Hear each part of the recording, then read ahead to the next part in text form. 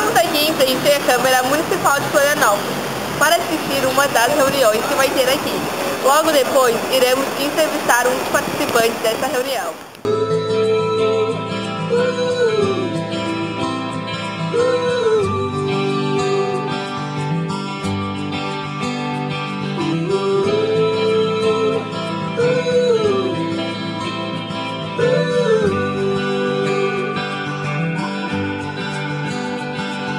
Assim ela já vai achar o cara que lhe queira, como você não quis fazer.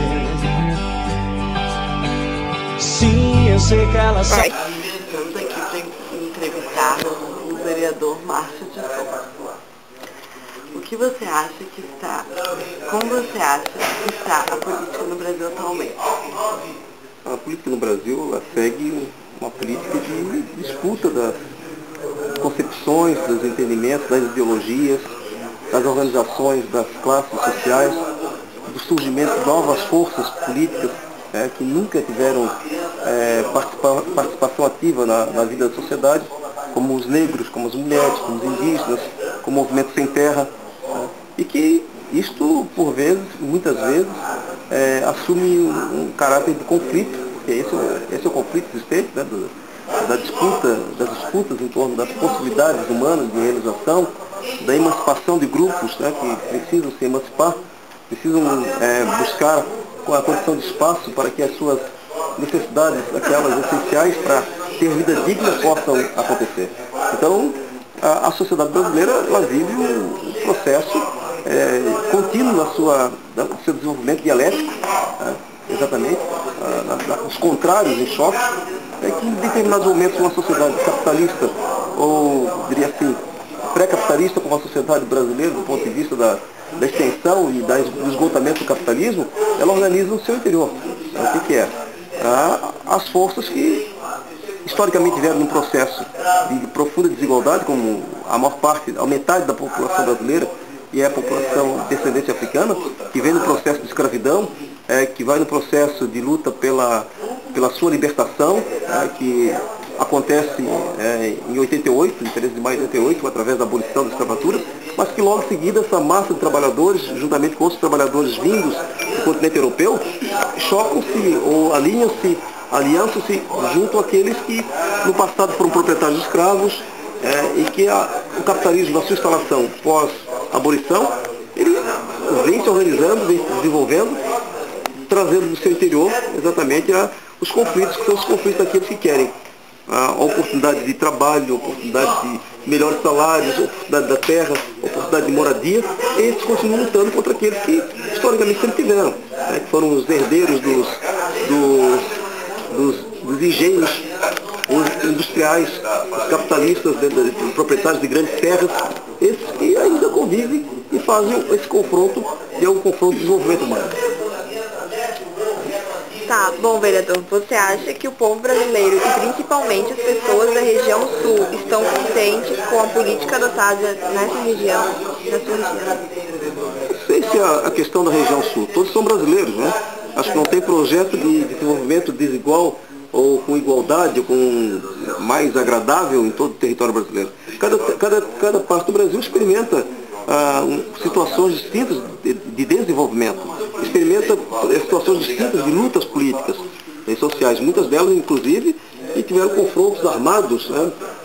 O Nordeste tem um conjunto de lutas que no seu desenvolvimento do final do século XIX, início do século XX, lutaram bravamente para que tivessem direito à terra, direito à liberdade, direito ao trabalho, direito a não serem explorados exaustivamente pelo trabalho, e desenvolver um modelo de desenvolvimento, seja um modelo de desenvolvimento centrado na atividade do campo, como um campesino, seja como o oeste catarinense, o nordeste brasileiro, seja um modelo de desenvolvimento industrial, como é o eixo São Paulo, que experimenta a maior expansão capitalista do ponto de vista industrial, juntamente com o capital financeiro que chega.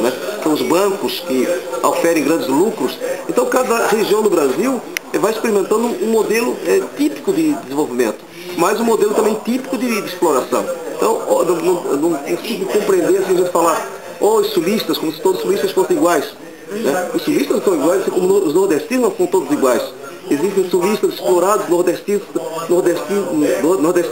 explorados, nortistas explorados.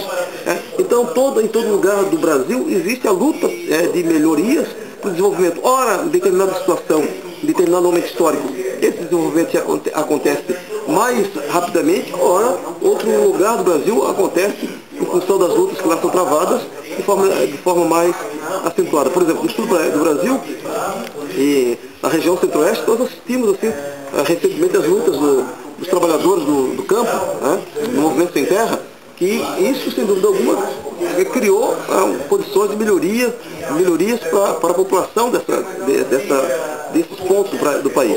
Mas eu diria que há uma situação distinta, e repito, a cada momento da história do Brasil, esse salto só acontece. Tá. E quanto à educação? Há pouco tempo aqui no Estado teve a greve dos professores. O que você achou sobre isso?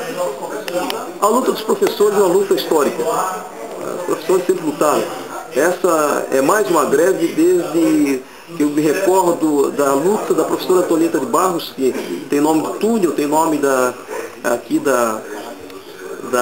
Colégio Antonieta de Barros, tem nome de rua, que foi a grande professora que já na década de 50, na década de 30, denunciava a ausência de investimentos para a educação. E nós continuamos aí com os professores da atualidade, a minha geração, a geração vindoura, vai continuar denunciando a falta de investimentos, porque ainda nós não temos uma posição efetivamente democratizante, no sentido de fazer com que a educação seja uma conquista da sociedade. Educação essa que vai melhorar significativamente a vida dos brasileiros, a vida dos catarinenses, e que vai fazer também criar a possibilidade de rompimento com a pobreza, com o analfabetismo, com a miséria que açoita a todos nós, que cria a desesperança da juventude. Então a greve dos professores é mais uma evidência da falta de preocupações e de políticas em levar para a maioria o bem-estar. E o senhor acha que as medidas tomadas pelo governo foram as melhores possíveis em relação à greve? Absolutamente que não, porque nós temos aqui cumprir qual é a luta. Era exatamente a questão do piso salarial, que propiciaria uma melhor condição de remuneração para os professores, que atrairia maior desejo de fazer dessa atividade profissional, o desejo da juventude de querer ser professor, de melhorar a qualidade de ensino, a qualificação técnica, a qualificação científica do nosso país. Porque sem professores qualificados, sem novos estudantes de ciências, sem novos estudantes de engenharia, como o país vai progredir? Então, na medida que você não consegue fazer com que os professores se animem, se encantem com a atividade profissional, nós vamos perdendo profissionais de excelência para outras atividades, outras atividades profissionais. E não é esse o nosso desejo. Nós queremos ter professores competentes, qualificados, animados no interior da sala de aula, para que nós, como vocês, por exemplo, um dia tem o desejo de ser professor de filosofia, professor de matemática, professor de química, de física, de biologia, enfim, nós temos que criar também esse encantamento a partir do momento que a sociedade e a juventude perceba que vale a pena também perseguir uma carreira dessa como uma carreira de realização.